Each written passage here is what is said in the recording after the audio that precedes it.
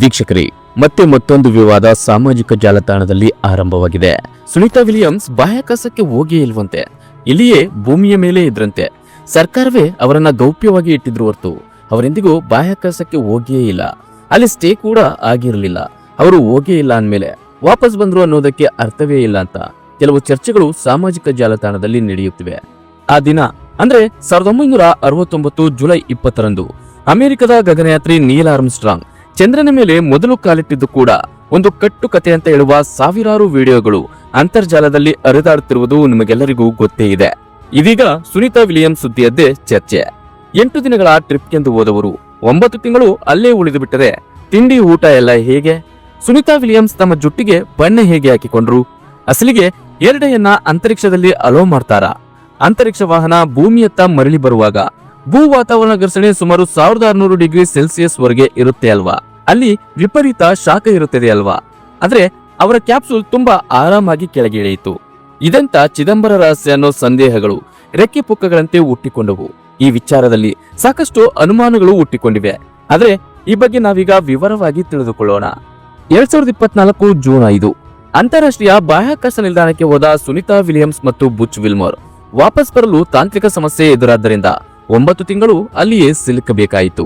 ಅವರನ್ನ ಕರೆದುಕೊಂಡು ಹೋದ ಬೋಯಿಂಗ್ ಸ್ಟಾರ್ ಲೈನರ್ ಅಂತರಿಕ್ಷ ವಾಹನದಲ್ಲಿ ಉಂಟಾದ ಸಮಸ್ಯೆಯನ್ನು ಬಗೆಹರಿಸಲು ಸಾಧ್ಯವಾಗದಿದ್ದಕ್ಕೆ ಸ್ಪೇಸ್ ಎಕ್ಸ್ ಕ್ರೂ ಡ್ರ್ಯಾಗನ್ ಕ್ಯಾಪ್ಸೂಲ್ನಿಂದ 2025 ಮಾರ್ಚ್ 19ರಂದು ಅವರು ಭೂಮಿಗೆ ವಾಪಸ್ ಬಂದರು.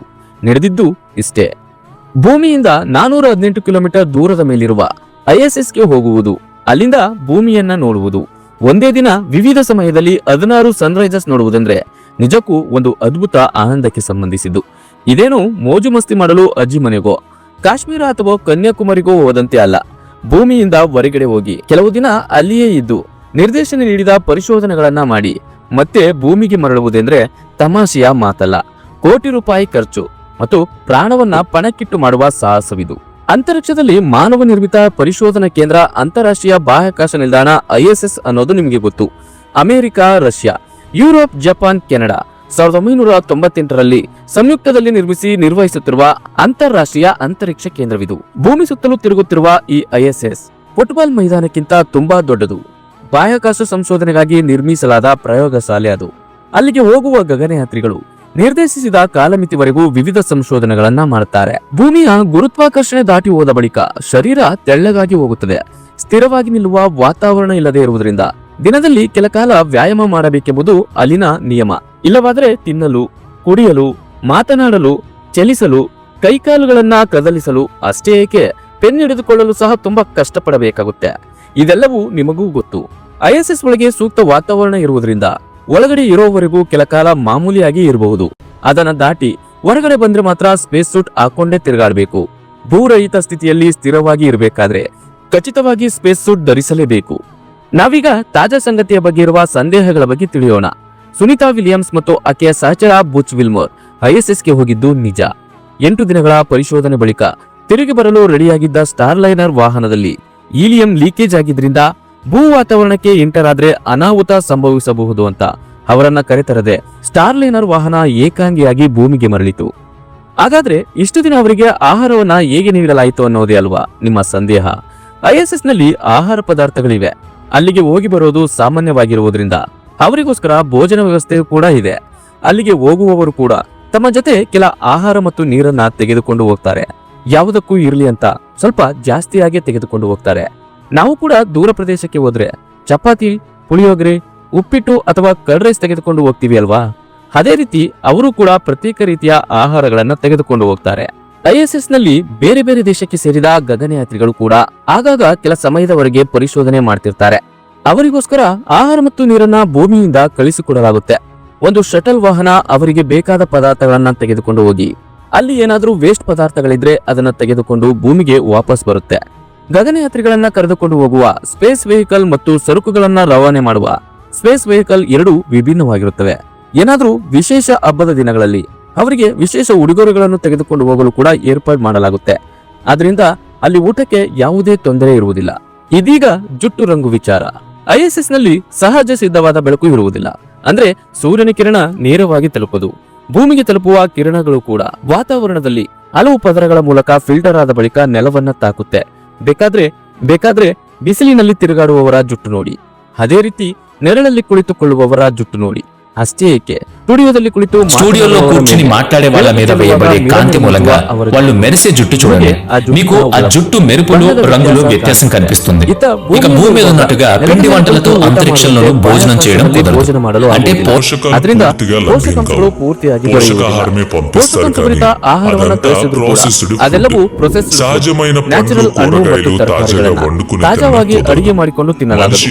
ಇದರಿಂದ ಮಾನವನ ಆರೋಗ್ಯ, ಜುಟ್ಟು, ಉಗುರು ಮುಂತಾದವುಗಳು ಆಹಾರ ಮೂಲಕ ಪ್ರಭಾವಿತವಾಗುತ್ತವೆ. ಮಾತ್ರವಲ್ಲ, ಎಲ್ಲಾ ಗಗನಯಾತ್ರಿಗಳು ದೀರ್ಘಕಾಲ ಉಳಿದರೆ ಈ ಬದಲಾವಣೆ ಅನುಭವಿಸುತ್ತಾರೆ. ಹೀಗಾಗಿ ಕಷ್ಟಪಟ್ಟು ದೈ ಹಾಕಿಕೊಳ್ಳಬೇಕಾದ ಅವಶ್ಯಕತೆ ಇರುವುದಿಲ್ಲ. ಇತ್ತ ಸಾಮಾಜಿಕ ಜಾಲತಾಣದಲ್ಲಿ ವ್ಯಕ್ತವಾಗುತ್ತಿರುವ ಮತ್ತೊಂದು ಸಂದೇಹ, ಬಾಹ್ಯಾಕಾಶದಲ್ಲಿಯೇ ಸಿಲುಕಿರುವಾಗ ಅಲ್ಲಿನ ಸರ್ಕಾರ ಅವರಿಬ್ಬರನ್ನ ಕರೆತರಲು ಯಾಕೆ ಪ್ರಯತ್ನ ಮಾಡಲಿಲ್ಲ ಅನ್ನೋದು. ಏನ್ರಿ, ನೀವು ಕೂಡ ಹಾಗೆ ಅಂದುಕೊಳ್ತೀರಾ ಏನು? ಜನರು ಪದೇ ಪದೇ ಒತ್ತಾಯ ಮಾಡಿದ್ರು ಅಂತ ಕರೆದುಕೊಂಡು ಬಂದ್ರ? ಖಂಡಿತ ಇಲ್ಲ. ನಾಸಾ 2024ರ ಜೂನ್ನಿಂದ ಅವರನ್ನ ಕರೆತರುವ ಪ್ರಯತ್ನದಲ್ಲೇ ಇತ್ತು. ಬೋಯಿಂಗ್ ಕಂಪನಿ ವಾಹನ ಫೇಲ್ ಆದ ನಂತರ ಅನೇಕ ಪ್ರಯತ್ನಗಳು ನಡೆದಿವೆ, ಆದ್ರೆ ಅವೆಲ್ಲ ಫಲ ನೀಡಲಿಲ್ಲ. ಹೀಗಾಗಿ ಖಾಸಗಿ ಕಂಪನಿಯಾದ ಸ್ಪೇಸ್ ಎಕ್ಸ್ಗೆ ಅವರನ್ನ ಕರೆತರುವ ಯೋಜನೆಯನ್ನ ಒಪ್ಪಿಸಿದ್ರು. ಪ್ರಯತ್ನ ಫಲಿಸಿ ಅವರಿಬ್ಬರು ಕ್ಷೇಮವಾಗಿ ತಿರುಗಿ ಬಂದ್ರು. ಅವರನ್ನ ಕರೆದುಕೊಂಡು ಬರಲು ಹೋದವರು ಕೂಡ ಸುರಕ್ಷಿತವಾಗಿ ಭೂಮಿ ಸೇರಿಕೊಂಡಿದ್ದಾರೆ. ಇತ್ತ ರಾಜಕೀಯ ದೃಷ್ಟಿಯಿಂದ ನೋಡಿದ್ರೆ ಮತ್ತೆ ಅಮೆರಿಕ ಅಧ್ಯಕ್ಷರಾಗಿರುವ ಡೊನಾಲ್ಡ್ ಟ್ರಂಪ್ಗೆ ಇದೊಂದು ಪ್ರತಿಷ್ಠೆಯ ವಿಷಯ. ಅದೇ ರೀತಿ ಎಲಾನ್ ಮಸ್ಕ್ ತನ್ನ ಹೆಸರು ಚರಿತ್ರೆಯ ಪುಟವನ್ನ ಸೇರಿಕೊಳ್ಳಲು ಲಭಿಸಿದ ಸುವರ್ಣಾವಕಾಶ. ಬೈಡನ್ ಸಮಯದಲ್ಲಿ ನಡೆದ ಪ್ರಯತ್ನಗಳು ಟ್ರಂಪ್ ಸಮಯದಲ್ಲಿ ಫಲಿಸಿತು. ಆದ್ರೆ ಹೆಸರು, ಖ್ಯಾತಿ ಯಾರಿಗೆ ಬಂತು ಅಂತ ನಿಮಗೆ ಪ್ರತ್ಯೇಕವಾಗಿ ಹೇಳುವ ಅವಶ್ಯಕತೆ ಇಲ್ಲ అల్వా? ప్రత్యేకంగా చెప్పనవసరం లేదు కదా. ఇక మరో సందేహం ఏంటంటే, ఇక ఆస్ట్రోనాట్స్ అందరూ ఏదో స్క్రిప్ట్ బట్టి బట్టి చదివినట్టు సమాధానాలు ఇచ్చారు తప్పితే అడిగిన ప్రశ్నలకు సహజంగా స్పందించలేదట. నిక్కచ్చిగా మాట్లాడుకోవాలంటే అతి ప్రధానమైన సంఘటనలు ఏవి జరిగినా కూడా అందుకు సంబంధించి వెల్లడించే ప్రకటనలు గాని, ముఖాముఖి ಚರ್ಚೆಗಳನ್ನ ಅಥವಾ ಪ್ರಶ್ನೋತ್ತರ ಕಾರ್ಯಕ್ರಮಗಳಲ್ಲಿ ಏನೇನು ಹೇಳಬೇಕೆಂಬುದನ್ನ ಮೊದಲೇ ತಯಾರು ಮಾಡಿಕೊಳ್ಳುತ್ತಾರೆ. ಕೆಲವೊಂದು ಪ್ರಶ್ನೆಗಳನ್ನ ಕೇಳದಂತೆ ಮೊದಲೇ ಹೇಳಲಾಗುತ್ತದೆ. ಯಾಕೆಂದ್ರೆ ಕೆಲವೊಂದು ವಿಚಾರಗಳನ್ನ ಗೌಪ್ಯವಾಗಿ ಇಡಬೇಕಾಗಿರುತ್ತೆ. ಪತ್ರಕರ್ತರ ಪ್ರಶ್ನೆಗಳು ಹೇಗಿರುತ್ತವೆ ಅಂತ ನಿಮ್ಗೆ ಗೊತ್ತಲ್ವಾ? ತಮಗೆ ಬೇಕಾದ ಉತ್ತರಗಳು ಬರುವವರೆಗೂ ಬಿಡುವುದಿಲ್ಲ. ನೋಟ್ಬುಕ್ನಲ್ಲಿ ಬರೆದುಕೊಂಡು ಬಂದು ಪ್ರಶ್ನೆಗಳ ಸುರಿಮಳೆಯನ್ನೇ ಸುರಿಸುತ್ತಾರೆ. ಉತ್ತರ ಹೇಳುವವರು ತಮ್ಮ ಶತ್ರುಗಳು ಎನ್ನುವಂತೆ ತಾವು ಕೇಳುವ ಪ್ರತಿ ಪ್ರಶ್ನೆಗಳಿಗೆ ಉತ್ತರ ಹೇಳಬೇಕೆಂದು ಬಯಸ್ತಾರೆ. ಆದ್ರೆ ಅಧಿಕಾರಿಗಳು ಮಾತ್ರ ಯಾವ ರೀತಿಯ ಪ್ರಶ್ನೆಗಳು ಬರುತ್ತವೆ ಅಂತ ಮೊದಲೇ ಊಹಿಸಿ ಅದರಂತೆ ಅವರನ್ನ ತಯಾರು ಮಾಡ್ತಾರೆ. ಅವರನ್ನ ನೋಡಿದ್ರೆ ರಹಸ್ಯಗಳಂತೆ ಕಾಣಬಹುದು. ಆದ್ರೆ ಆ ರೀತಿ ಕೆಲವು ವಿಚಾರಗಳನ್ನ ಮಾತನಾಡಲು ಮಾತ್ರ ಅವರಿಗೆ ಪರ್ಮಿಷನ್ ನೀಡಲಾಗಿರುತ್ತೆ. ಪ್ರಶ್ನೆಗಳಿಗೆ ರೆಡಿಮೇಡ್ ಆನ್ಸರ್ಗಳು ಇರುವುದಿಲ್ಲ, ಬರೀ ಪ್ರಿಪೇರ್ಡ್ ಆನ್ಸರ್ಸ್ ಮಾತ್ರ ಇರುತ್ತವೆ. ಹಾಗಾದ್ರೆ ಇವರು ನಿಜವಾಗಿಯೂ ಬಾಹ್ಯಾಕಾಶಕ್ಕೆ ಹೋಗಿದ್ರ? ನಮ್ಮ ಜನರಿಗೂ ಇದೇ ಡೌಟ್ ಇದೆ.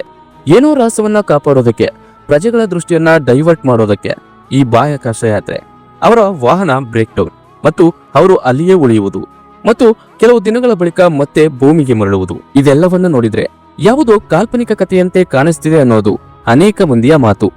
ಏನೋ ಮರೆಮಾಚುವುದಕ್ಕಾಗಿ ಸ್ಪೇಸ್ ಮಿಷನ್ ಮಾಡ್ತಾರಾ?